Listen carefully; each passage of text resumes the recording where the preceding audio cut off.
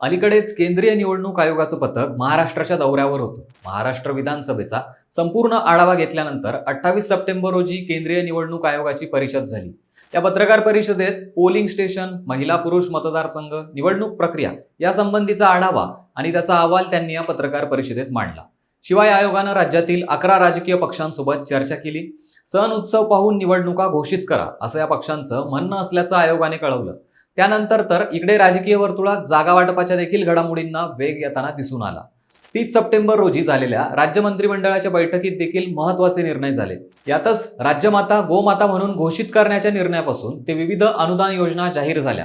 राज्य सरकारने एकाच आठवड्यात 2 वेळा मंत्रिमंडळाची बैठक घेतली. पक्षप्रवेश वाढलेत. आता प्रतीक्षा लागली आहे ती फक्त विधानसभा निवडणुकीच्या घोषणेची आणि त्या तारखांची. आता चित्र स्पष्ट होतंय. विधानसभा आठवडाभरातच लागतील. त्यानंतर आचारसंहिता लागू होईल. पण हे नेमकं कधी होईल सांगतो. नमस्कार, मी ऋषिकेश. आपण पाहतात लगावबत्ती. निवडणूक आयोगाकडून लवकरच निवडणूक जाहीर करण्यासंदर्भातल्या हालचालींनाही वेग आलाय. काही दिवसांपूर्वी निवडणूक आयोगाचे पथक 2 दिवसाच्या मुंबई दौऱ्यावर आले होते. या दौऱ्यात त्यांनी राज्यातील निवडणुकीच्या तयारीचा आढावा घेतला. त्यानंतरच्या झालेल्या पत्रकार परिषदेत त्यांनी राज्य विधानसभेची मुदत 26 नोव्हेंबर रोजी संपत असल्याची माहिती दिली. त्यापूर्वीच निवडणुका होतील, तसंच विधानसभा निवडणूक एकाच टप्प्यात होईल असे संकेत दिले. त्यानंतर हाती आलेले अपडेट पाहायचे झाल्यास ऑक्टोबरच्या दुसऱ्या आठवड्यात निवडणुकांची घोषणा केली जाऊ शकते. टेक्निकली पाहायचं झाल्यास निवडणूक आयोगाच्या पत्रकार परिषदेत संजीव कुमार यांनी सांगितलं की सण उत्सव पाहून निवडणुका घोषित करा असं या पक्षांचं म्हणणं आहे.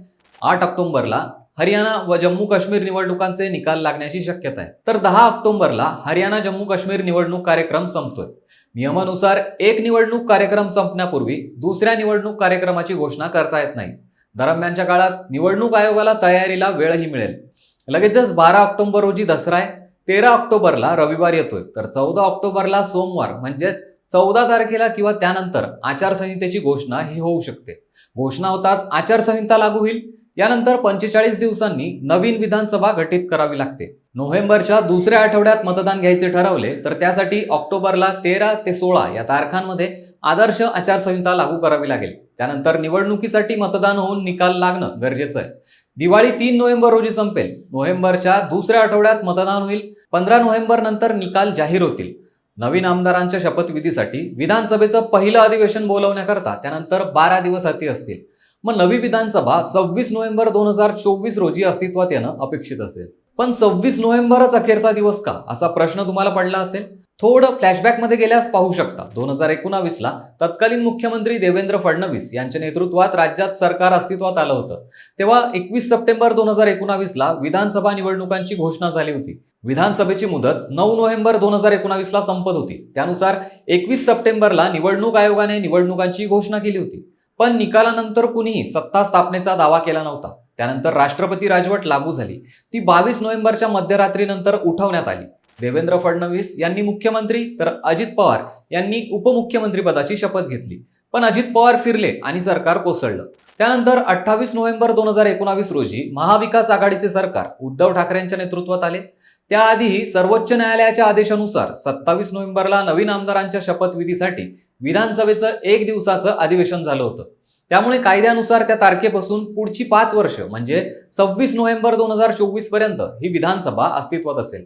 म्हणजेच निवडणुकीची घोषणा झाल्याच्या बरोबर 45 दिवसांनी राज्यात नवं सरकार येऊ शकतं. असो, जे या तारखांचे अंदाज आपण बघितले त्यावरून जर आयोगाने नोव्हेंबरच्या दुसऱ्या आठवड्यात मतदानाची प्रक्रिया राबवण्याचं ठरवलं तर निवडणुकांची घोषणा ही साधारणतः ऑक्टोबरच्या मध्यात करणं आवश्यक असेल.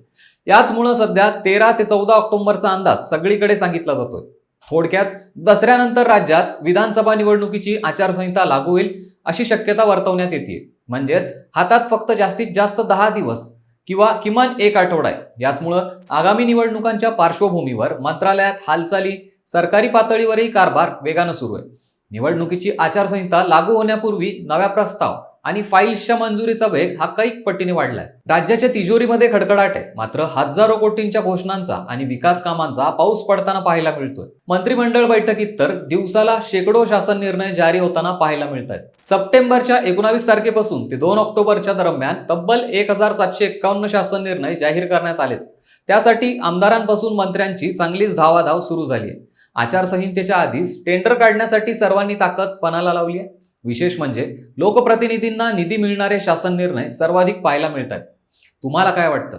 ज्या प्रकारे घडामोडी जलद गतीने सुरू आहेत ते पाहता निवडणुकीची घोषणा कधी होईल? तुमचे अंदाज कमेंट करून सांगा आणि लगावबत्ती या YouTube चॅनलला सबस्क्राईब करायला विसरू नका.